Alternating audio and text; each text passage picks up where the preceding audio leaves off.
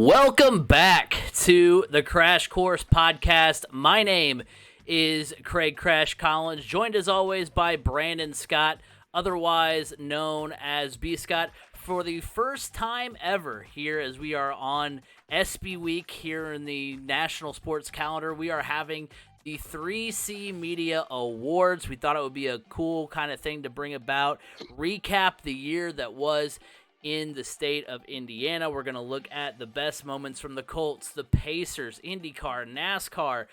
We're going to take a look at, the best from our student athletes, both college and high school. It's going to be kind of just a nice little bow to tie on the end of the year. So whether you're listening on our podcast app, watching on YouTube, we like to have you here and let us know in the comments who, if we missed anything, who you think may have been a little bit more deserving, or your thoughts on the progress in general here. So, yeah, B. Scott, first time ever event here for 3C Media Sports, almost at 200 episodes, but yet still doing new things. And how many years has it been running now? So we started doing podcasts back in 2018. 2018, 4.5 years. Yeah, it's wild. Wow. Yeah. So we've got some cool things planned for the 200th episode. We don't know what they are yet, but we're gonna figure something out. It's coming up here soon, though. B. Scott. A little bit of a tease. Yeah, a little bit. 200 episodes, which is pretty nuts. I will be giving a tease. Ooh, okay. I'm excited. An inside look at my OnlyFans account. Oh, that's.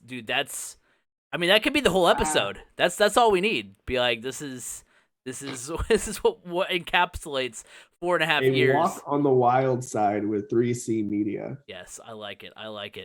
Well, like I said, this is kind of our ESPYs style show here. What we're gonna do is we're gonna have the most memorable moment from the pro side of things. So for the Colts, Pacers, IndyCar, NASCAR. Then we're gonna switch things up, go to the best from the student athletes, the best college football moment, best college basketball moment, and then we're gonna give our award out for the best high school boys athlete and high school girls athlete. So without further ado, let's go ahead and hop into it. First, we're gonna go ahead and start with the Indianapolis Colts. The most memorable moment from the past year for the Indianapolis Colts. And you know what? I'm going to have to go with Jonathan Taylor's touchdown run to seal the win versus the Patriots. It's hard to pick a better moment than that. The Colts hadn't won against New England since 2009. They had lost 8 straight to the Patriots. The Colts were still in the playoff hunt at the time.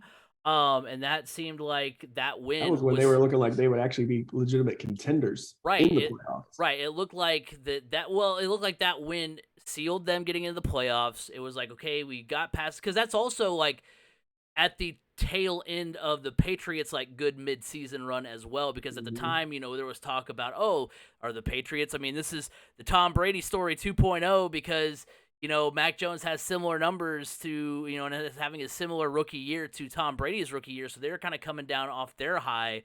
And the Colts were kind of on the upswing at the time. So, it was a fantastic win for the Colts. Looked like they were going to get in the playoffs. They did lead 20-0 heading into the fourth. But as a fan watching this team for the past year, you kind of knew that, you kind of knew to not be too excited. And next thing you knew, back comes New England. They cut it to 20-17, and it looked like, oh gosh, here we go again. It's the same as the Buccaneers game and the same as the Ravens game, and you can just think of any really moment on the entire Colts schedule to kind of throw out there. And instead, the highlight of the season comes when JT breaks off his big run to end it. I think it was right before the 2-minute warning. It was a highlight of a season where JT led the league in rushing with 1,811 yards, 18 touchdowns. He contributed in the passing game as well. He also this season set the Colts record for rushing yards in a season, the most since Edge, who set the record when he was 22. And, oh, by the way, this was JT's age 22 season. I know running backs are used far differently than when Edge was 22, but still a fantastic year. It was the height of Colts football this past year, was that run for Jonathan Taylor to seal the win Saturday night against the Patriots. The Colts are going to get to the playoffs with Carson Wentz. Everything's going awesome. Of course, we know what happens over the course of the next couple of weeks. Yeah, and it's not very good. JT actually hit 23 miles an hour on that run. It was the fastest run recorded of the entire season by any running back, I believe. Yeah, so yeah, that's I was at that game, so that moment was great. But I kind of want to be different. Just so you know, we're all picking our own award winners. Yes, yeah. Everybody knows that was a good. There's no unanimous decision here, so we could be hitting it. I think it's good to do it that way too, because like there's a lot of you don't want to just focus on the same moment. We all kind of have the same kind of viewpoints on them. We all think they're good because they're Indiana sports. So it's nice to kind of get a couple of different things to kind of reminisce. It's more about reminiscing about the year that was than it is being, like, oh, this moment's better than everything else. Yeah. So I am going with the Colts October 24th, Sunday night victory in a bomb cyclone against the San Francisco 49ers. This game was a game that the Colts would lose normally. The Colts have always been known as a team that struggles to play in bad weather. And the Colts came out and they played amazingly. It was a game that kind of turned their season around. Going into this game, they hadn't really, beaten anybody of substance, and were still kind of one of those teams that you didn't know if they would be contending for a playoff spot or not. But this game, against all odds, Carson Wentz actually came out and threw 150 yards and 2 touchdowns. But the player of the game was by far Michael Pittman Jr. This was his career game. He went for 108 yards, 26.2 yards per catch average, and 1 touchdown. It was basically the game-winning touchdown that sealed the win for the Colts. I mean, the wind was swirling every which direction, and the Colts came out and they absolutely threw the ball very well in this game. And Michael Pittman just could not be stopped. San Francisco had no answer for him. I think it was a game that really solidified Michael Pittman, showed the potential that he has and why he can be a number 1 wide receiver. And it's basically for the passing game, it was a good stepping stone into what we can expect to see potentially in this coming year. Obviously, different quarterback, but it was what we could see toughness-wise, skill-wise out of Michael Pittman Jr. I like that. When you said that we had, we were trying to be a little different on all these, I was like, I wonder what moment, because, you have recency bias and you think like, oh, well, that touchdown run versus the Patriots, but I like that too, because, that is another memorable game that you kind of forget about with how the season ended and everything. Right. And I think my close runner-up that almost took over this one was the Christmas Day game against the Arizona Cardinals. That game right there, that team was missing, I think it was double-digit players, whether they were in almost every lineman. They were out. They were without. I think they were without Jonathan Taylor that day. They were without most of their offensive line. Most of their defense was out. And the game-winning touchdown was caught by Desmond Patman. Yeah. So, it just goes to show you that game right there, that was the one that said, this team could legitimately do something, because the Cardinals were playing really well at the time. And, it was a game that if the Colts had lost, everybody would be like, okay, yeah, they lost because look how many players they had out. But the fact that they won it, that was an exceptional game as well. But it's one of those games where you have every excuse to make it. You can make every excuse in the book, but yet you still come back and win it. So yeah, I like both of those. It was a part of that really good stretch on Hard Knocks. I guess that was another award-winning moment, was being on Hard Knocks during the season. Very true. Very true.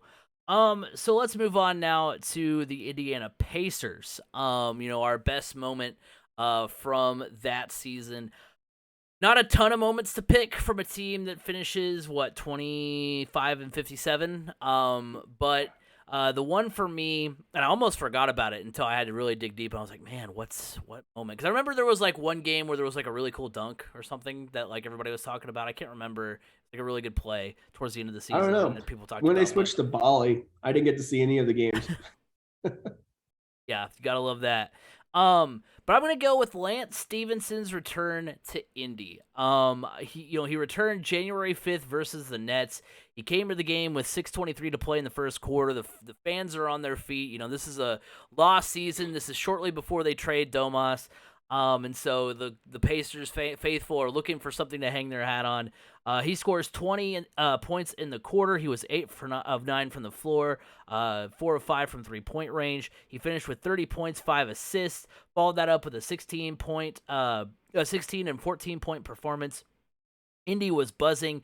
It earned Lance a spot on the roster the rest of the season. So it was just kind of something that when.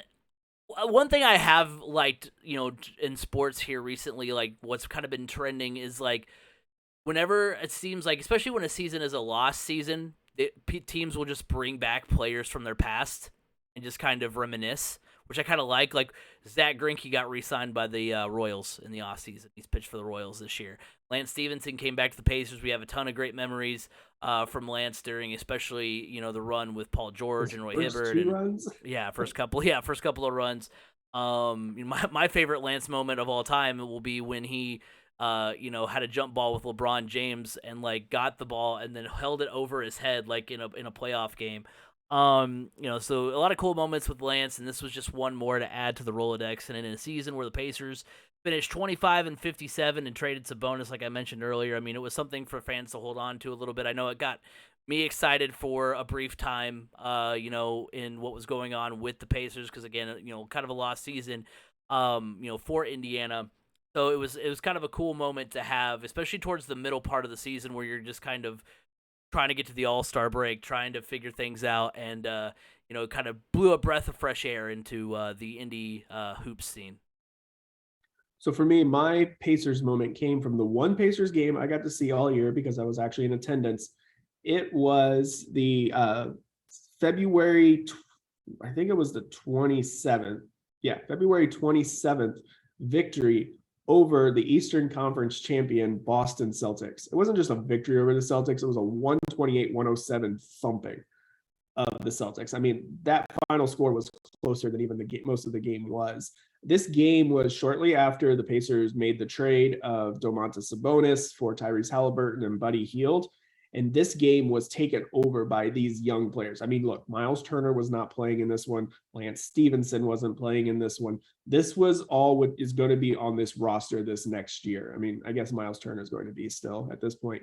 But leading the way for the Pacers was O'Shea Brissett and Buddy Hield. I mean, O'Shea Brissett scored 27 points on a career high, 6 3-pointers, and Hield finished absolutely on fire, scoring 11 of his 21 points during the final 8 minutes of the entire game. So it was one of these games that you knew it meant absolutely nothing. And honestly, it would have been better, I feel like, for the Pacers to have lost this game, because that's another ping pong ball in their favor, essentially. But at the same time, it was fun. The Gamebridge Fieldhouse was packed. I think it was almost close to a sellout. Lots of Celtics jerseys in the stands. And no, the Celtics did not rest their players at all. They had everybody playing extremely hard in this one. Jason Tatum, Jaylen Brown, everybody played in this game. And the Pacers came out and relied on these younger players that they had just traded for or had signed, these guys that they're looking at for their rebuild, and put on one heck of a performance. It really makes you, I think that was the game that got a lot of fans really enthusiastic about the future of this young team, and saw that, hey, look, there actually is a plan in place for this rebuild. And, I'm okay with this rebuild because the future actually seems bright, especially when you bring in a player like Tyrese Halliburton, and, in a complimentary piece like Buddy Hield, who everybody wants to see traded, but I'm not so sure you really want to trade Buddy Hield. He's a guy that can go get you a bucket when you need it. So that was my moment of the year, just because it really shone a bright light on what the future could be for the Pacers. Yeah, the future of the Pacers does look bright. Interested to see, what they look like come the beginning of the season, because it is going to be. I mean, it's going to be some growing pains for sure. But I do like where, because around the time where they made those moves to get like Halliburton and Hield, like the Pacers looked like they had no Like they're kind of in a rut. There was no way they were going to go, and so now it kind of looks like they're actually on the right track, starting to build something. I would say my second moment would be that trade, though, because for us here in Indy, we're like, okay, Buddy Hield, we've heard of him. Tyrese Halliburton, not so much. But then to see the reaction of all the NBA pundits and fans of Sacramento and be like, you guys got an absolute steal. You guys basically robbed us. Tyrese Halliburton is going to be a huge, huge player. I mean, and everybody said the Pacers won that trade just running away. So I think that moment was pretty big because it was an eye opener. Like, oh, okay, we actually did something good. And it seems like, we all want to jump down the throats of the Pacers front office, like with these trades, but you got to start thinking, man, these trades, some of them have worked out. I mean, trading Paul George for Victor Oladipo and Domantas Sabonis. I mean, look what the Pacers got in turn for trading Paul George. They were able to get Victor Oladipo, Domantas Sabonis. They turned Victor Oladipo into Karis LeVert, and I think, just Karis LeVert, and I think a draft pick.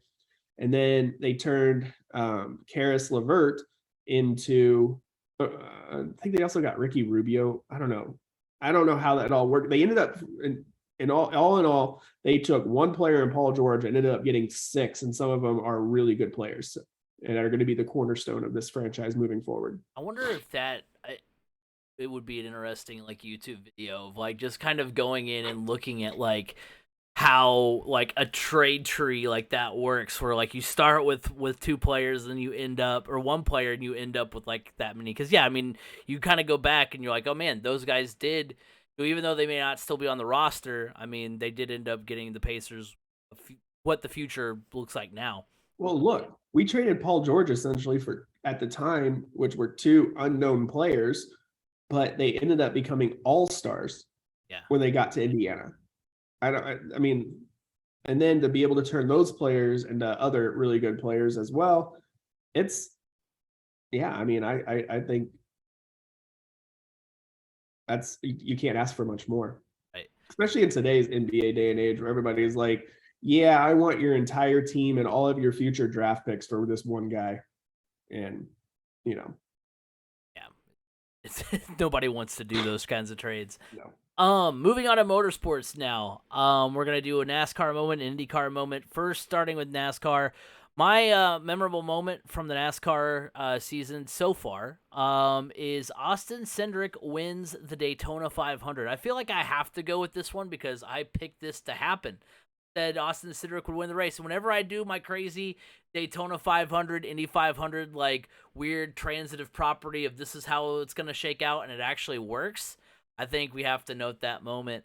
It's the second straight Daytona 500 won by a driver who hadn't won a race in their career to that point. Since then, Cendrick's season has been kind of overwhelming. Of course, there's going to be some growing pains. We knew that. But he does, however, have a streak going of 5 straight top 10 finishes and 3 straight top 5 finishes, including a third at Atlanta 2 weeks ago. So Austin Cendrick's kind of having a better season. He's having a little bit of a rebound year. But I thought, hey, looking at NASCAR moments, I got to go with the one that I picked correctly. At the beginning of the year, we picked our Daytona 500 winners. I went with Cendrick. He won the race. Got to go with that. So I keep going back and forth on this one. But ultimately, I'm going to go one from just a few weeks ago. I'm going to go with Chase Elliott's win at Atlanta Motor Speedway. It was only the second time a driver from the state of Georgia has won at the Atlanta Motor Speedway. The first time being Chase's father, Bill Elliott. So the Dawsonville Pool Hall siren was sounding extra loud a couple weeks ago down in Atlanta. But my runner-up, which I was almost going to pick and at the last second decided against it, wasn't really this NASCAR season. It was the end of last NASCAR season, but here within this sports calendar year, of Kyle Larson bringing home the championship. Look, his story, went from making a horrible slip of the tongue decision on iRacing during COVID and being essentially suspended for the rest of the NASCAR season and being basically kicked out of the sport for that year. had his sponsorship taken, his ride taken from Chip Ganassi Racing. I mean, he was one of these really big time up and coming drivers that had a really bright future. Jumped down to the USAC circuit, traveled around Indiana, and just dominated the dirt track scene. Got himself back into the NASCAR world with a ride with Hendrick Motorsports, and in his first year goes on and has an amazing season and takes home the championship. I love comeback stories like that. Somebody that, screwed up, learned from his mistakes, and got that second chance and has made the most of that second opportunity. Yeah, I'm with you on that one. A good, he bounced back and he's driven. I mean, so is he still having because he's been like the Hendrick.com car? Is there I'm surprised they haven't gotten a sponsor back on that, or is that just going to be the sponsor they roll with? I'm pretty sure that's just the sponsor they're going to roll with. He's had other sponsors this year, but I think that's his primary. Look, Rick Hendrick is like Roger Penske. He's just got a ton of money and can do this. Like, if we want to, he wants, that's his way of making more money.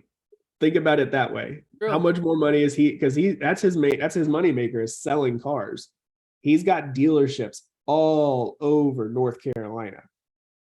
That's what I mean. Jeff Gordon owns dealerships all over North Carolina too.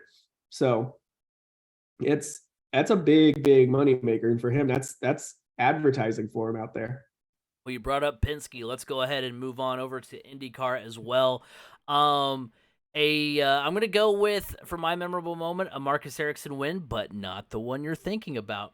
Let's flash it back. You went from a moment from last racing season. Like we said, we're going by the last calendar year. So from last July to this July. Flash it back to Nashville 2021, the first ever Music City Grand Prix on the streets of Nashville. On lap 5, Marcus Ericsson makes contact with Sebastian Bourdais. Car gets airborne. The front wing is hanging on by a thread. And, we've seen Indy cars brush up against the wall or spin, and they're done. So there's times where that kind of happens just, within the car, can't function on from that point. So you're thinking, okay, Marcus Ericsson's day is done. That's kind of a bummer, but what can you do? By lap 33, Ericsson is in the lead. He takes the lead for good on lap 56 and goes on to win. That was his first IndyCar win. Flash forward to this year, he's got 3 wins, won the Indy 500. We talked in May after he won the 500 about Ericsson's crazy wins, but this one by far, in my opinion, was the craziest. And what a way to bring Nashville onto the schedule than by having a win like that. I mean, Indy's got the spin and win. I don't know what catchy title you can have for for that, but I mean, it was just such an insane win by Marcus Ericsson. Like I said, memorable way to have the first race in Nashville. So I'm gonna go with that one. So if we had just a little bit more of an extended window, I would have gone back to Elliot winning number 4 last year, but it just missed the cut. If we had a 3C Media Award show last year, that would have definitely that might have been our only unanimous one. Yeah, let's both agree. That was pretty obvious one. But I'm actually going to go with Colton Herta's victory at the GMR Grand Prix this year in Indianapolis. That race was an absolute circus. I mean, the rain, the spinning out, the strategies of wet tires or dry. I mean, it was an unbelievable back and forth. And Colton Herta figured out the puzzle of the weather and led 50 of 75 laps that day to take home the victory. And that, to me, that really excelled or put Colton Herta's name under a spotlight for the type of driver he can be and is a big reason why you are seeing rumors of Colton Herta to Formula One, because that essentially was a Formula One race, and the strategy that he helped unfold and the way he drove that car, Formula One all day, every day, right there. I mean, and a memorable moment just from him almost spinning out. I mean, that moment, the way he saved that thing. Yeah, that was insane. I mean, I know that moment alone was just like so incredible. That I think was IndyCar's first TikTok or third TikTok that they posted, because they came into the TikTok world about that time, and I know they made sure and made that one into one. That's one of my favorites, I think, in my pool of TikToks, because it's just so crazy. So yeah, those are our memorable moments from the past year on the professional side. We're going to get into the student athletes as well here in just a moment. Before that, let's go ahead and hear from our friends of the show. First of all, from Anchor. The Crash Course Podcast is brought to you by Anchor. Looking to start a podcast but don't know where to start? Look no further than Anchor.fm. Anchor allows you to record and edit your podcast right from your computer or mobile device, and will distribute it to other sites such as Apple Podcasts, Google Podcasts, and Spotify. On a budget, not only is Anchor completely free of charge, but will allow you to make money from your podcast with no minimum listenership. Download the free Anchor app or go to Anchor.fm to get started. Anchor, it's everything you need in a podcast in one place. Also, the Crash Course Podcast is brought to you by Eat Lunch and Board Game, heard weekly on Apple Podcasts, Google Podcasts, Spotify, and wherever podcasts can be heard. So, let's go ahead and get into the student athletes here. We're going to do a college football moment, a college basketball moment, and then highlight the best boys and girls athlete from the past year. So first, let's go ahead and hop into college football. And B. Scott, I want to apologize because I know this was most likely, I'm stealing your Purdue thunder a little bit. I know you're probably going to go with another moment. You can't. There's a lot of moments from Purdue this past season. That's true. That is true. But I'm going to go with Purdue upsetting number 3 Michigan State, highlighted by that's not one I would have picked. Really? See, yeah, I not went. One I would have picked. I went with it because for one, I tried to pick games that not only had meaning and memorable meaning to it, but also like a memorable play. And I mean the play, the trick Bell catch, the trick play, 39-yard touchdown from Aiden O'Connell to Jackson Anthrop. I mean that was an iconic play. Aiden O'Connell ends the game with 536 yards and 3 touchdowns. Purdue had knocked off earlier in the season Iowa, and who was number 2 at the time. And these wins had the Boilermakers in the conversation legitimately of winning the Big Ten West. I mean, especially since their next opponent was Ohio State, who they had upset, in 2018. People were calling them the Spoilermakers. I mean, I remember us on the podcast, we were hyped about it because we were like, is this going to be a moment where Purdue can sneak into the Big Ten championship game? What's going to happen? Well, you got to remember Purdue, in the history of college football, Purdue has the most wins against top 5 teams when they're unranked. Yeah, that's unreal, but yeah, it's unfortunate that they're unranked, but it's right. it's the truth. Well, it's emblematic of Purdue sports, where like the Purdue can only get that big win when they're not really in the conversation. Once they step into the conversation, that's when, they go on the road the next week against Ohio State and get their doors blown off, which is what happened after that. And you can look at a lot of moments. I mean, I'm sure, Notre Dame has some cool moments to throw in there. There might have been some better, moments from maybe small college football. Maybe we'll add a category for small college football maybe next year or something like that. But, whenever there's a moment, whenever your team gets a nickname, the Spoilermakers, that makes the year you're having an iconic year, because you can kind of flash back. I mean, I know that an iconic moment from that 2018 season was that one over Ohio State for so for so many more reasons other than just a football game. And that's not that this moment compares to that one at all, but in the sense that, whenever you have kind of an iconic moment, you can go back and remember when Purdue was called, this is a season or a game from Purdue where, in a couple of years, you're going to be like, remember when Purdue beat Michigan State and the next week they were referred to as the Spoilermakers just because they were in the hunt, that's kind of what makes the moment iconic for me, and Purdue caps off the season with the win over Tennessee in the Music City Bowl. So, a fantastic year from Purdue, and I think that was a moment that really wrapped it all together. So I'm actually going with that Music City Bowl victory over Tennessee. Look, Purdue came out flat in that game, and it was like, oh boy, this is a very much vivid reminder of what happened to Purdue the last time they were in the Music City Bowl against Auburn and just got their doors blown off. And that was a good team. That was, I believe, David Blau was quarterback. Rondell Moore was a freshman. I mean, it was a good team. Obviously, they beat the doors off Ohio State just a few weeks earlier. And yeah. So you go, oh gosh, okay, here we go again. Settle in for it. It's gonna be over with by halftime. And all of a sudden, second quarter gets around, Purdue rallies back and actually takes a lead into halftime. You're like, okay. And then for it to be just a back and forth affair in that fourth quarter. I mean, that was probably one of the most exciting fourth quarters in a non New Year's Six college football playoff, BCS bowl that you've seen. I mean, you didn't know which way it was going to go. And it was just like two heavyweights just trading blows back and forth, whether it was Payne Durham bouncing off defenders for a 65-yard touchdown, or Brock Thompson running with basically two bad beat up legs and getting the game MVP, or Purdue shutting down Tennessee on the 1 yard line of 4th and goal. I mean, unbelievable moments. And the fact that Purdue went into Nashville for the Music City Bowl and beat a predominant fan base of Tennessee and beat Tennessee that day without George Karlaftis, without David Bell, and without Milton Wright. They were without their top 2 receivers and their best defensive player. And they had there was some other guys that were out with injuries too. And along the way, they lost TJ Sheffield to a foot or ankle injury. I mean, it was just like, it was kind of like that Colts game against the Cardinals. Had Purdue lost that game, Purdue fans had been like, yeah, we probably should have lost that game because we were without so many players. Like some of our top players were out.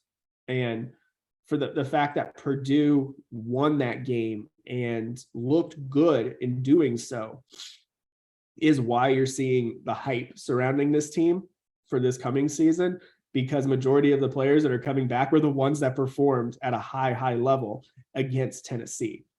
So that is my state of Indiana college football moment of the year, because it capped off a 9-win season, the first time that's happened for Purdue since 2003. And it really set up momentum for the Boilermakers heading into the 2022 season, where they kick off the season Thursday night, prime time on Fox, under the lights against Penn State.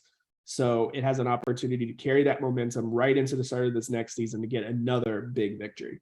Yeah, that'll be a big one for sure. And I mean, you mentioned the fact that, it was in Tennessee. You kind of forget about that during the bowl season, that like a lot of these games, especially that aren't the New Year's Six bowls, are like basically home games for one of the teams.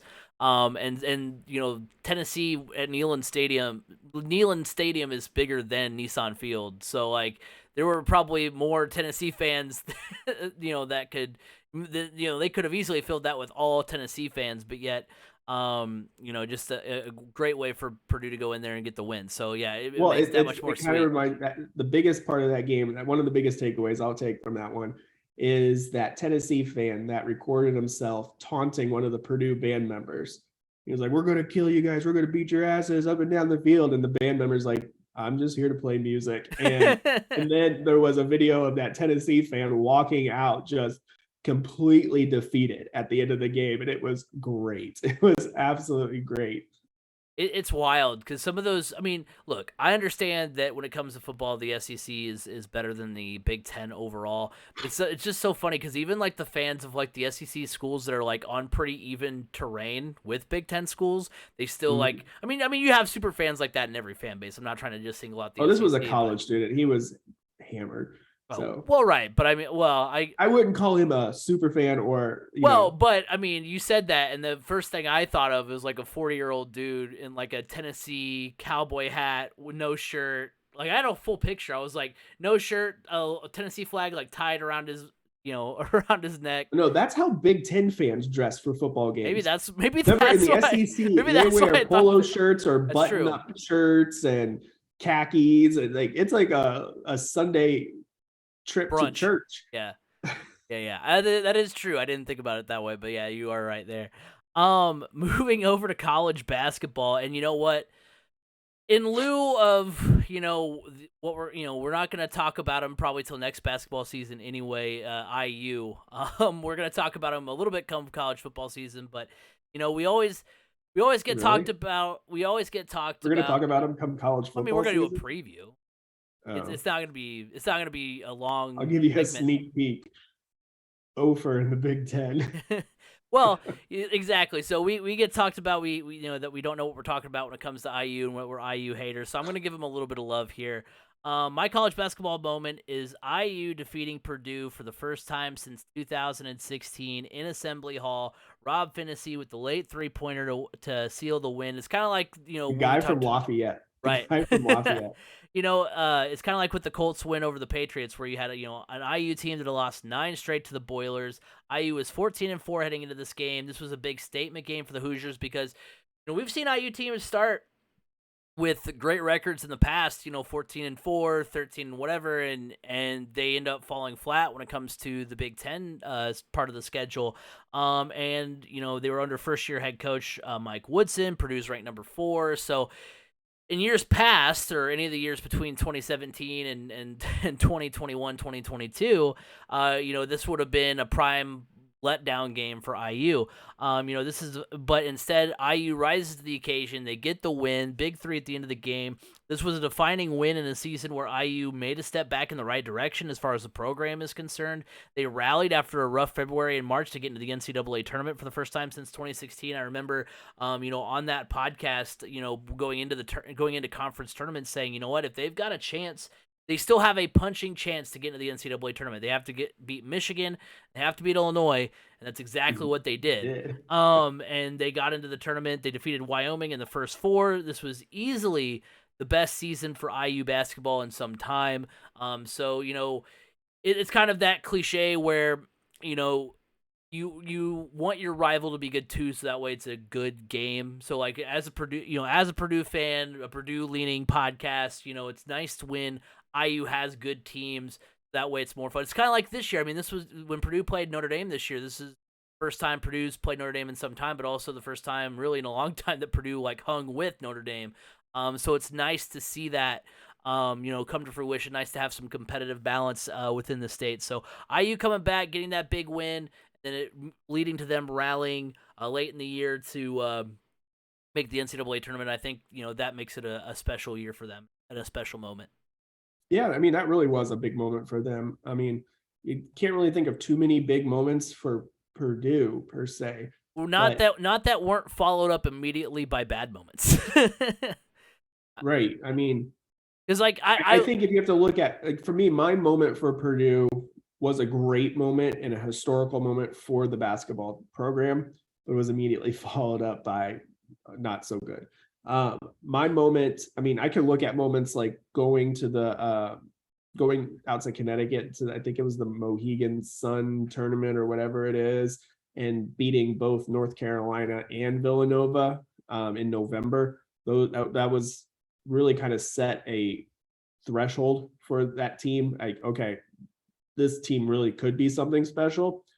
But for me, I think the moment of the year was definitely getting that number 1 ranking, because that had never happened in program history before. Yeah, it was followed up by an upset loss at Rutgers, but a lot of teams ended up losing at Rutgers this past year, so I don't feel too bad about that one. And it is something that's another goal to get back to. And honestly, yeah, we all know it doesn't matter if you're ranked number 1 in the middle of the season. What really matters is if you win the championship at the end. It doesn't matter if you're ranked number 1 going into the tournament. It doesn't matter. Exactly. I just asked Gonzaga. Right. But it was a defining moment, because when you look back on Purdue, I mean, they've had some great players, some great coaches. I mean, Gene Katie, you would think, oh, look, Purdue has been a 1 seed in the tournament how many times? They've been up there quite a few. They've been to the Final Four, been on the doorstep of the Final Four several times, but to know that they've never had that number 1 in front of them and during the regular season, it was kind of shocking honestly to see that. But for that to finally happen and them it only lasted a week, but hey, it still happened. They can be taken off the list of teams that have never been ranked number 1. And now they are on the list of teams that have been. And it feels right. It feels like that next step for a program that is still searching for that ever elusive national championship and or Final Four appearances as well. Yeah. I mean, you look through the Katie seasons, any of the years that Hummel was there, like any of those seasons, you would have thought Purdue at one point They would have got got as some high at one point when Carson Edwards, I believe, was a sophomore, and they had, his sophomore year, when they had Vince Edwards, Dakota Mathias, Isaac Haas, Caleb Swanigan. That team, they got as high as number 3 when they were on that like 19 game win streak, but never got up to number 1. Yeah, that's pretty wild. So before we get out of here, we're going to give our best high school boys and girls athlete from this past year, and we're gonna go ladies first. We're gonna start with high school girls. For me, I'm gonna go with South Bend, Washington's Mila Reynolds. Let's flash you back to state finals weekend 2021. South Bend, Washington loses to Silver Creek in the 3A title game. Reynolds played solid. I mean, she had 18.6 rebounds. 2022, I mean, you look at all the accolades. I mean, she was 4th in the state in scoring, one of 4 players with 600-plus points, and that's from what I could tell because I don't know 100% because Max Preps wouldn't let me sort the stats, so you got to love that. They only let me score by points, or only points per game, not points, which was kind of frustrating. But from what I saw, she was the only player with 600 points, or one of 4 players with 600 points on the year. She had 7 games of 30-plus points, a 40-point effort against Elkhart in November. 17 games with at least 20 points. She was 35% from beyond the arc. An insanely good season from Reynolds. Then come the postseason. I mean, she averages 19 points, 8 rebounds through postseason play. She was our sectional player of the week. And then South Bend, Washington. I mean, this is all boiling up to a rematch with Silver Creek in the state finals. I mean, you don't usually see that where you get kind of an exact rematch in the title game. And the Panthers go off. Reynolds has 21 points. She was 3 of 7 from beyond the arc. She had 7 rebounds. She finished her career with 2,099 points. She averaged 19 points, 9 rebounds through her career. She's headed to Maryland to continue her hoops career, so staying in the Big Ten. We'll be interested to see what she does there. You know, it's not often you get a chance to avenge your championship loss against the same team the following year, and South Bend, Washington took full advantage. Won, I think it was like 93-37. It was an insane win by them, and just a culmination. It's one of those stories you love to see and love to watch because, it went from, just a heartbreaking loss to then coming around, going through the gauntlet again, having another fantastic season, going through the postseason again, having a good, postseason, and finally getting back against the same team and getting that win. So Mila Reynolds is my girls athlete of the year. I don't have as many stats for mine, but I'll explain what I have here. I'm going with Keegan Rothrick of Roncalli High School in the sport of softball. Look, you're the best player on the best team in the state that also just happens to be the best team in the country. That to me, that says a lot. I mean, you don't think of the state of Indiana as being a hotbed for softball or even baseball. Occasionally you got a guy that comes out of Indiana high school baseball and makes his name in, as an early round or first round draft pick. Next year there will be one out of Franklin Community. I can't remember his name, but that'll be next year. But Roncalli from start to finish was the best team in the state, and also considered by USA Today the best team in the entire country. And Keegan Rothrick led the way for the Rebels of Roncalli High School. And for that, she is my 3C Media High School Female Athlete of the Year. Pretty incredible. I didn't realize Roncalli was ranked number 1 in the country. Pretty impressive. Finally, finishing up here, the best high school boys athlete, and I'm going to go with Geron Tibbs. For Cathedral. He was a force on the gridiron and hardwood during the 2021-2022 athletic year. In football, he had 66 catches, 1,105 yards, and 10 touchdowns. He led the team in all those categories. He had 6 games of 200 yards or more. He was a part of the Cathedral team. I think it was 6 games of 100 yards or more. I think the 225 game came in, though he had 1 game of 225, and that came in the finals. He was a part of a Cathedral team that went 14-1, won the 5A state title. Against Zionsville in the state final, he caught 10 passes for 225 yards and 2 touchdowns. He's personal best in those categories. I mean, I remember watching, on our 3C Media watch party, and he was just making insane catch after insane catch. He was just putting on an absolute clinic. So he does all of that, has all those accolades in the football season, then turns around, gears up for basketball season, a season in which he had 396 points, second on the team. He was 31% from beyond the arc, led the team in rebounds with 211, steals with 59. He's on a Cathedral squad that went to the 4A state final, finished 26-6. They defeated previously undefeated Chesterton, and in that game, Tibbs had 15 points, 7 rebounds, 4 assists, 3 steals in the win. So, I mean, he was in 2 state championship games and had prominent roles in both of them, which is pretty impressive. And, oh, by the way, he'll be back this coming academic year. He was a member of the Junior All-Star team for hoops and the Junior All-Star team for football. Geron Tibbs is a bad man. He's also committed to the Purdue Boilermakers. Pretty good for those in West Lafayette, because I can't wait. Not only can I not wait to see what he does this next year, but I can't wait to see what he does, in the years after, because he's a sensational athlete, and he is my boy's athlete of the year for high school. So my boy's high school athlete of the year is going to be the guy that will most likely be throwing touchdown passes to Geron Tibbs at Purdue. That is the 2021 Indiana Mr. Football, Brady Allen of Gibson Southern. Look, phenomenal quarterback. No way you want to put it. I mean, he was Mr. Football. His 4,253 passing yards this past season marked the third most in Indiana high school history. He threw 58 touchdown passes as a senior. I mean, I believe that would have broken the NFL record, right? How many touchdowns did you say he had? 58. Yeah, that would be, because I think record was... Did Brady have 59? So it was Manning threw 49 to beat Marino. Brady threw 52. Yeah. Brady threw 40 or 52 or 51 or 50, something like that. He was in the low 50s for the Patriots, and then Manning broke it again with 55, and I don't think it's been broken since. Nope. So, yeah, he would have broken the NFL touchdown passing record. He led Gibson Southern to the 2021 3A state championship, which he played, which was against Brebeuf, and it was a great game. It was highlighted. The highlight of the game was not a Brady Allen highlight, but it was him taking a sack for a safety against his future now roommate at Purdue, Joe Strickland from Brebeuf.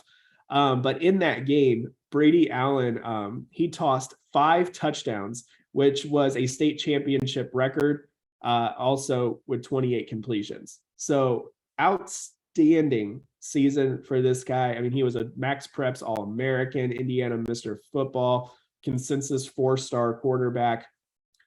Unbelievable. And to see that kind of play coming out of 3A is really, really cool.